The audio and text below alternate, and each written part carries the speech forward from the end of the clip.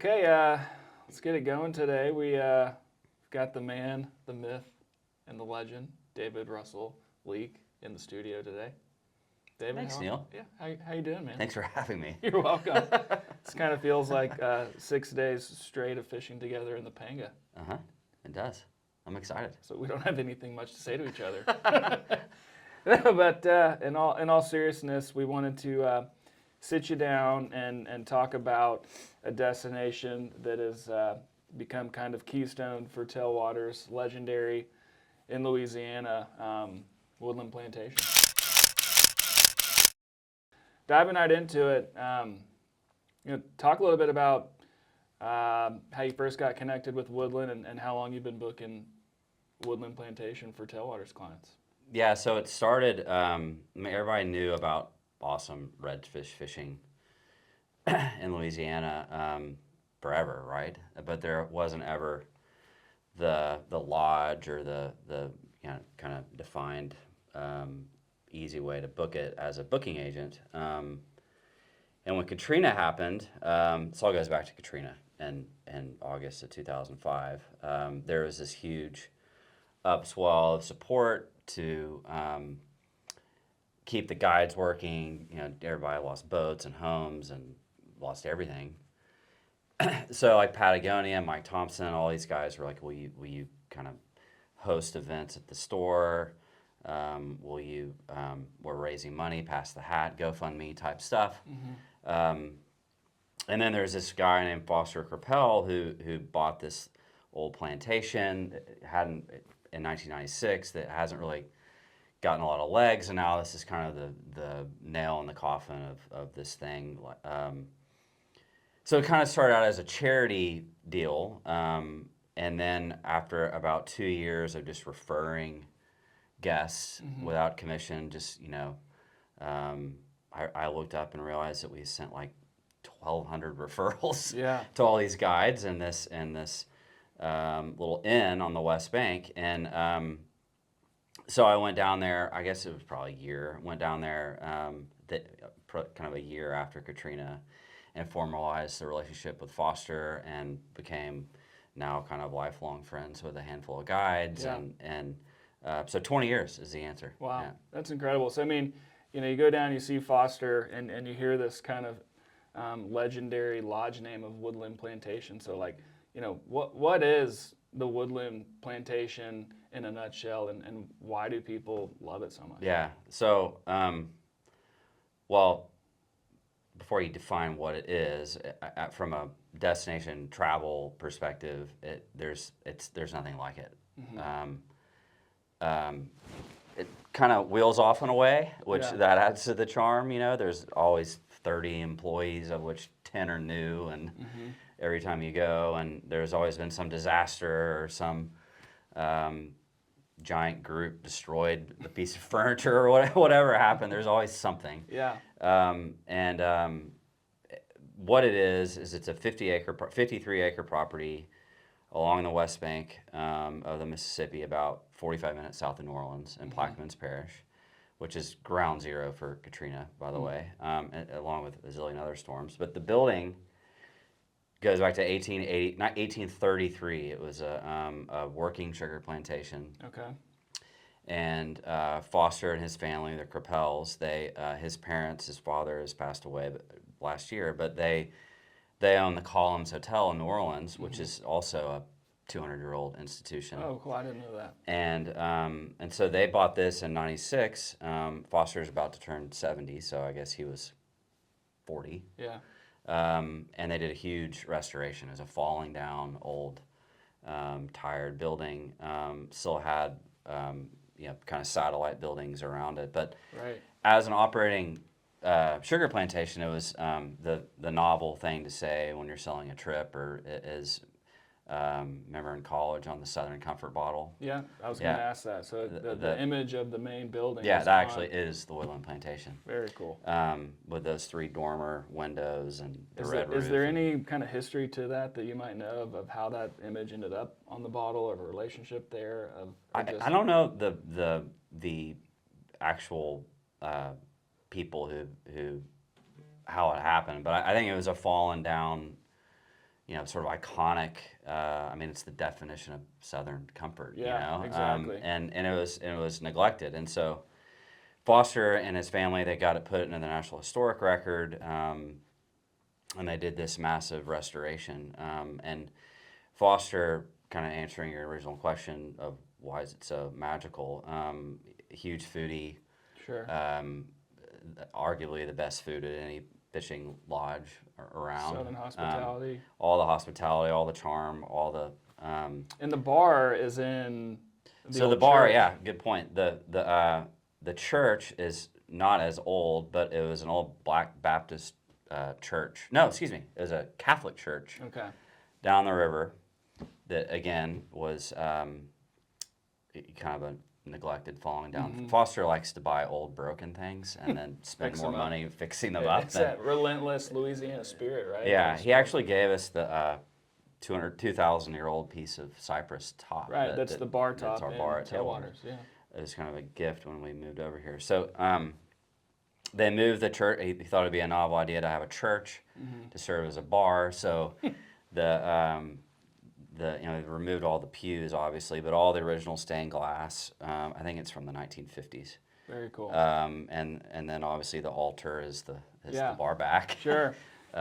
It's cool to hear that, and I know everyone that goes, they love that zone of the whole operation, and you've seen like fish pond ads of sitting at that bar. So Yeah. there's a lot of history to that bar, and a lot of anglers that redfish, whether it's Charleston or Texas coast, this is on their bucket list to go for redfish, and arguably some of the biggest redfish in the world, right? So, what classifies a bull redfish, and why are they around in that area? Yeah, so I always tell people that the Mississippi Delta, if it was located in Oman or in Seychelles or in East Africa, whatever, Right. that people would pay $20,000 to go catch redfish there.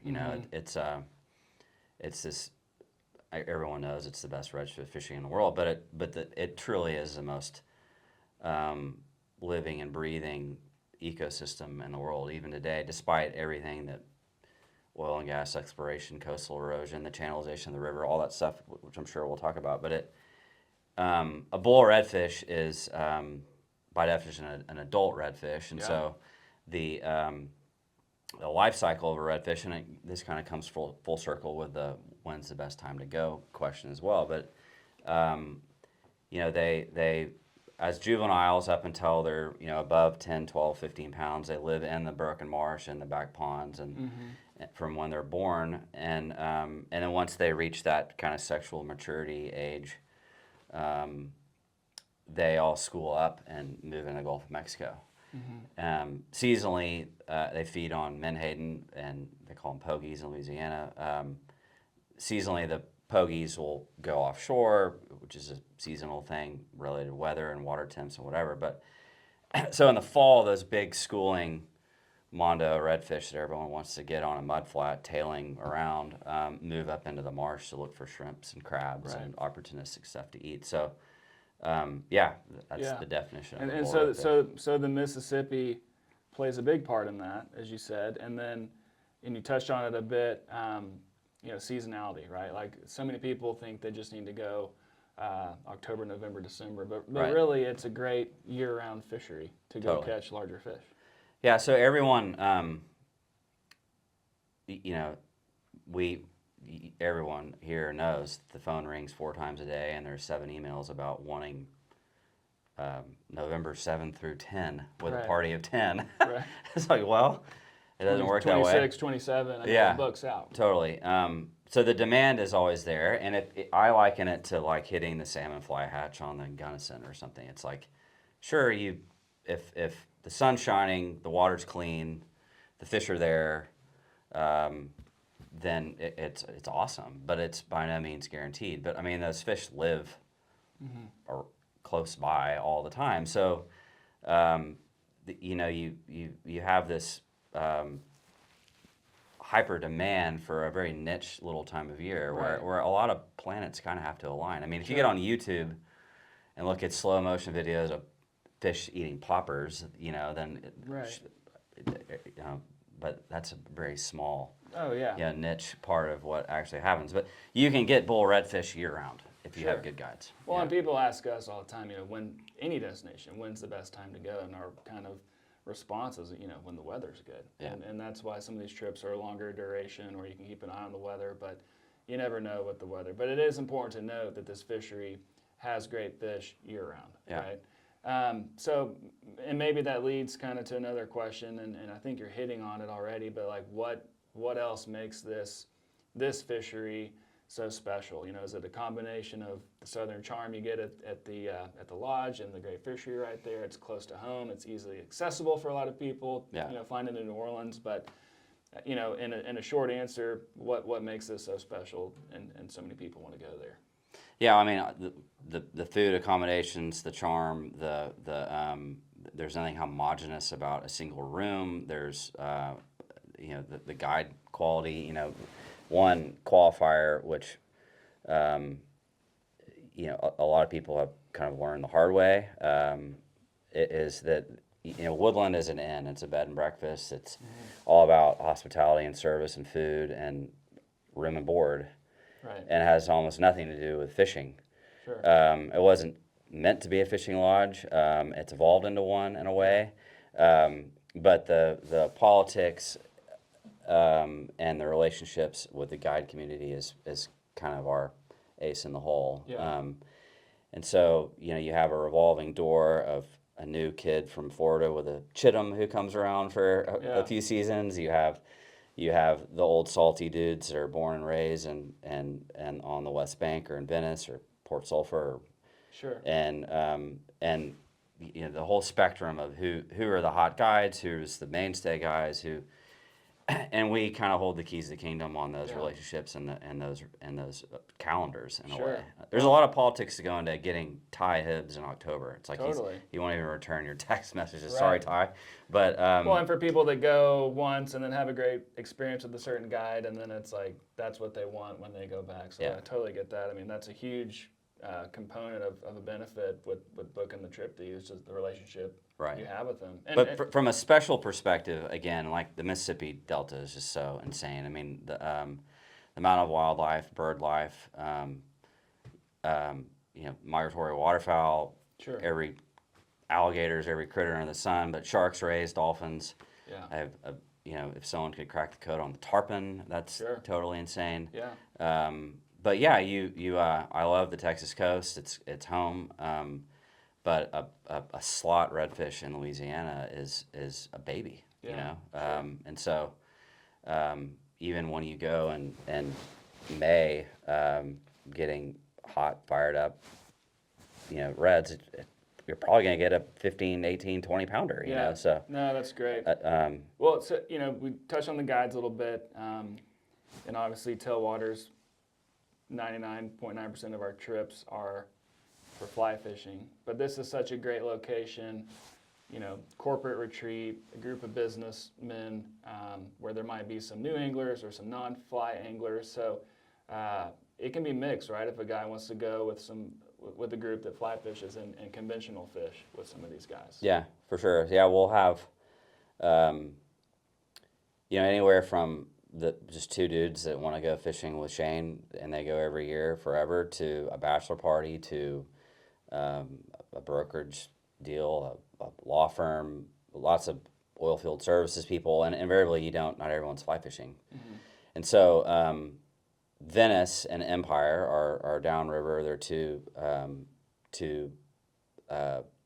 have two big marinas, and you have this huge bay boat fishing community, Myrtle Grove as well. But and so we'll have groups of 20, and we'll get 4, 5, 6 skiffs, poling skiffs, and 4 or 5 bay boats, So, and I always that's the other nuance is you do have dirty water more often than you don't. There's clouds. You have to have light, too windy, blah blah blah. And we've had a million people that, guys like Shane and Eddie Adams, they have 2 boats. Yeah. To hit both those markets. Yeah, so it's like, hey, Bill Seals, William Seals, it's gonna be horrible tomorrow in the little boat. Can I get you downriver? And they're, oh, okay. Yeah. Okay, whatever. And they go and they wreck, 1,000 pounds of redfish. And now they actually go back to fish popping corks with Shane. Yeah, So totally. Well, we accommodate all styles of fishing and group types, and not everyone has to be a fly fishing nerd to do it. Totally. And I think it's good to know, like, you can do this at White River Trout Club in Arkansas, these closer to home destinations. You can fish on your departure day. Yeah.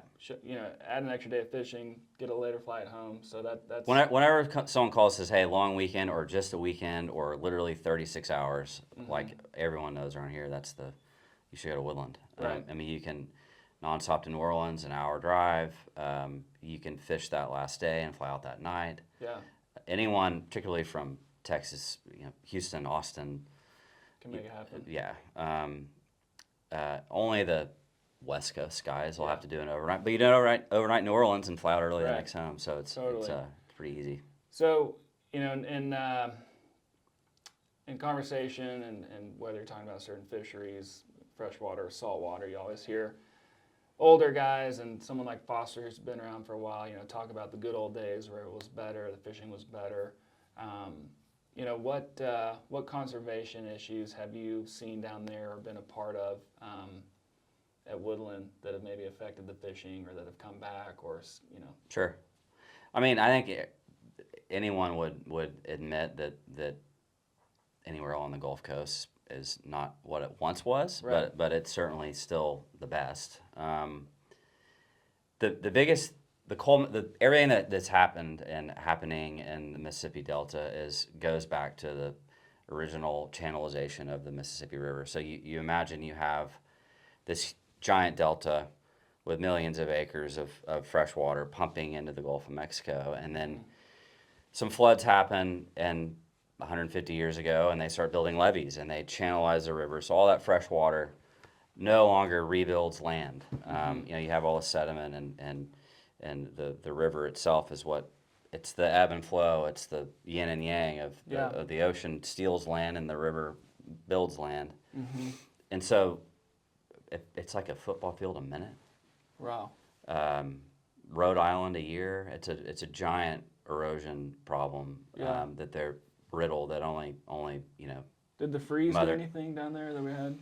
It did, but I don't think it was real hard on the trout. I think it was rough for a minute with the redfish, but I think that those kinds of phenomenons are more short-lived. But you have a coastal erosion problem that is amplified by hurricanes and the oil and gas industry, cutting canals and channels through everything, and then candidly overfishing. But the biggest win for the redfish in Louisiana, and it's still an ongoing thing, is guys like Ty Hibbs, for example, led the charge on reducing the harvest limit on both slot reds and bull reds. So that was 2 years ago, and all the guys are saying that they can already tell the difference. The current issue is the menhaden, the pogies, which has always been a thing in recent years as well. But they have a half-mile barrier from land where they're allowed to pick up menhaden, which is used for cosmetics and dog food and fertilizer, and that's kind of the last biggest play of the commercial fishermen that they haven't already ruined, And so they're, and the menhaden are what the bull redfish feed on, right? And so there's tons of bycatch, and their food source. So that battle is once again in Louisiana legislature trying to remove the half-mile barrier on the menhaden boats. Yeah. Clients love guides, right? Like storytellers and where they're from and family, but it's always fun when you get a guide that's truly like from the area, So Sure. is there a guide there that rings a bell that's, local? Well, Woodland has, throughout the years of Woodland, everyone has their guide stories. It truly is a giant cast of characters, right? Yeah. Brian Carter comes to mind. He has more. There's more funny stories with that dude than I can remember. one of the OG guides, Rich Waldner, retired Marine colonel. We were Dave Best, Captain Dave Best, who's an awesome guy that everyone should fish with. He's kind of Rich is his mentor, and he said you have to go meet Rich. He ties spoon flies. Go buy some of Rich's spoon flies. I remember this. Is it permission to speak? Yeah. Like we're bros here? Yeah. So Rich, he's the first on the water, the last to get off. He drove a 92 Ford Ranger. He loved the Marine Corps. Anytime he wasn't in his fishing attire, he was in a Marine T-shirt or Marine shorts. So anyway, I go. Like a lot of Marines drive Ford Rangers. It does kind of seem that way, like sort of like light duty truck guys. Yeah. So I go up the stairs to Rich's place and get in here, and so he's sitting at the vise with his Marine, the bright orange Marine shorts with no underwear on, and he's got the vise and he's spinning away. He's got like 7,000 spoon flies laying around, and epoxy smells like epoxy everywhere. Yeah. And anyway, that was my introduction to old Captain Rich. Is that what y'all fished that day? Whenever they're not biting, you put on Rich's spoon fly. There you for go. sure. The old spoon fly. Yeah. So in addition to Foster, that's kind of the name we always hear. Like, who are the cast of characters down there that have stuck with you over the years? Sure. So I think when you go back to the beginning, 2005, I feel like that I entered the scene at a stage where the fly fishing community had really developed. I mean, the first generation of fly fishing guides was for sure, they weren't always fly fishing guides, and they were bay boat captains popping corks and whacking fish and the whole thing, and so it was kind of cool to get the tag end of a generation of retired Marine Colonel Rich Waldner and Kirby LaCour, these guys that were just the oldest, saltiest badasses out there. And then Brian Carter was one of the first ones that came along. He's actually a Jackson, Mississippi guy, but he was working at the Uptown Angler. He lost everything in the storm. He was the real proactive one, along with a kid named Alec Griffin, who cultivated, hey dude, will you support us, and we'll do anything we can do to get trips and all that. Yeah. That's where the whole grassroots sort of introduction started. So Shane Mayfield is the most mainstay dude. We always pick on him because he's always got his island hop, his what do you call it? Island hopper. His island hopper complete. No, his island hopper. Yeah. Yeah, his island hopper, super tucked, most professional guide of all time, most disciplined. Always answers the phone. Always saves the day. You got Ty. Shane knows how to fish him. A 90-year-old dude and the rain, and a 22-year-old stud. Ty Hibbs is one of the came on the scene as a teenager. He's a North Shore guy, total badass. He's turned into one of the studs. He's got 2 kids now, and it seems like we always there's the introduction to new guides is always sort of starts with, oh my gosh, so-and-so's boat broke down, but I heard of this new guy who just bought a Chittum, and I think he's got good bullshit, and he covered for me the other day. And then you make these introductions, and you go fish with them or get good reports or all the above. And Connor Voss came out of the woodwork last year from a guy named Frank Prasnick, who we had a mechanical thing, and anyway, he's a total stud. Yeah. Met a new one the other day, Evan Heilman, same thing. He's actually a converted bay boat guy. Sure. Bought a skiff, and he's a yes sir and does great. So you don't have to have the Shanes to have a good experience. Yeah.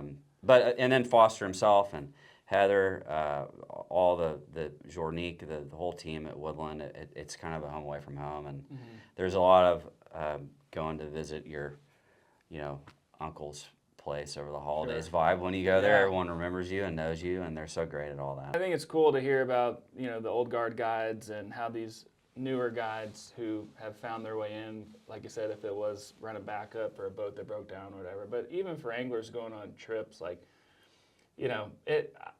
I love fishing with the same guide on trips because you develop that relationship with them. But it's almost like a great step out of that comfort zone. Like when you go with a new guide and you fall in love with that guy too. Like Totally. give them a shot, and it just makes you even love the place more. You're like, look at this team, this core they've created and their own culture they have, led by these older guides to kind of pass it on Yeah. to the younger dudes, and it keeps going. That's huge. For sure. But I will say there's an element of, and to one of your previous questions, of it being this, you have Woodland as an entity and you have guides from all over. I don't know if I mentioned Travis Huckabee. He's also a total stud. Lives in Florida half the year, has a big family. He's been great to us, and one of the saltiest dudes ever. Yeah. Tarpon guide in the summertime, Appalachia. But he, the nature of rounding up all these dudes and putting them in the right rooms and having it all line up, and can you pretty please move Mrs. and Mr. and Mrs. Smith out of the grand salon to make room for so-and-so, so Sure. they get that. And then, can you pretty please cover this day? Will you please ditch the local guy? He can come in. There's so much manufacturing that goes into these trips. It's not like you call up Turn of Flats Lodge and say how many spots you have open. Right. It's a giant puzzle that has to be manufactured, and then even then, throughout the lifespan of the booking, you book it a year out. Yeah. Guides drop, so and so gets pregnant. So ideally, how far in advance should someone try to book a trip to Woodland? It kind of cuts both ways, in that you there's an element of you have all this repeat business. So Mr. and Mrs. Smith have first dibs on Shane normally for November 11, 12, 13. And so he has to respect that and honor that and whatever, but he doesn't want to. So the more the merrier. The more time the merrier is the short answer. Right. But sometimes you don't get the yes, we'll get it right, we'll get it done. So what we always say is, give me the weekends or the dates that work for you. Give me 2 or 3 windows, and give me a month. Yeah. Which is frustrating with sub-agents because they have so-and-so in Pennsylvania or wherever, and it doesn't work that way. It's the most good old boy network thing going. So the more the time the merrier, for sure, but it isn't always very, very linear and black and white. Sure. Well, and with the knowledge you have, with all the years that you've booked Woodland, and again, we touched on this, but, when is the best time to go? The famous question. Well, yeah, that's the number one question for everywhere. There's so many variables, and it isn't BS at all. That every year, with hindsight, is different. There isn't the such and such hatch happens at Mother's Day or whatever. Right. I mean, it's a very, very variable thing, and the biggest common denominator with the whole deal is what is the river doing. And so the life cycle of a year, or an annual cycle of the fishery, is the river gets really big in the springtime, and all that fresh water pumps down into the system, and then by August the river is really, really low. Yeah. And generally you want to find a time where the river is low, because when there's less fresh water, you have cleaner water, you have more visibility, and the fish are easier to find. Less water, lower water, et cetera. So to that end, again, you have all that demand for the fall and the winter, but if the river is low in July, that's the time to go. And so we've really started and successfully pushing the summertime. And you can keep a beat on that with Totally. the changing fishery, which Exactly. is huge. But if it rains 8 inches in Memphis tonight, that has a 6-week effect on what happens, 800 miles downstream. So it's a cyclical thing. But I've gotten to the point now where I would rather pack a pair of flip-flops, and the sun comes up at 5:45 in the morning. Yeah. You can fish all day. You can fish the tide more. You're not beholden to this 10 to 3 a.m. 3 p.m. where you have enough light. And you're not worried about the fall weather changes, the bulky dressing gear. like you're going skiing. Totally. And I think, too, like I try to tell people, with any destination that might be hard to get into because of popularity, go when you can go. And if there's an opening, go. And For just sure. get to that destination, enjoy that destination, get your bearings of logistics of getting there, your buddies, the food. And then as you progress, like, then you can get, picky on when you want to get there on those particular I mean, as times. soon as you worry about tides and October, November, this October has sucked. Right. I mean, until 2 days ago, it was 90. Yeah. And it might as well be July. So Yeah. you pick the periods that work for your schedule, and as soon as you dial in all these things that you can control, it'll be raining or cloudy the whole time. Yeah. So again, I'm most fired up about the summertime. You can go off Venice and get on those schooling bull reds, and they run into the boat. They're so dumb.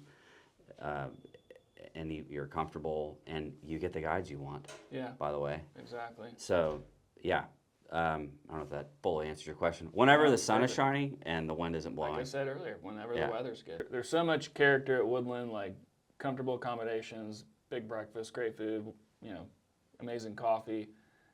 You're getting ready in the morning. Everyone's having breakfast. Like walk me through a morning and then a day, guide pickup. Talk about the food a little bit. Right. All those things that make Woodland special. Well, that's another area where we actually come into play. Is you actually know who your guide's going to be and Yeah. where you get your lunch and Yeah. how you do these things. But so the Spirits Hall is the name of the church, by the way. I don't know if I mentioned that. Spirits Hall, which he named after the people who lived and died there. Their spirits live in the Spirits cool. Hall, which is kind of cool. And so you have your this giant Southern country breakfast every morning, made to order.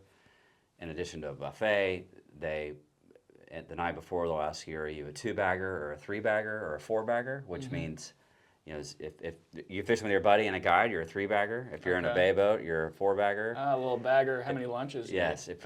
if you're fishing single, you're a 2-bagger because it's you and your guide. So they What if you're like me and like food and lunch? Can you like add an extra bag? Oh, for sure. Okay. Yeah, you can double bag it.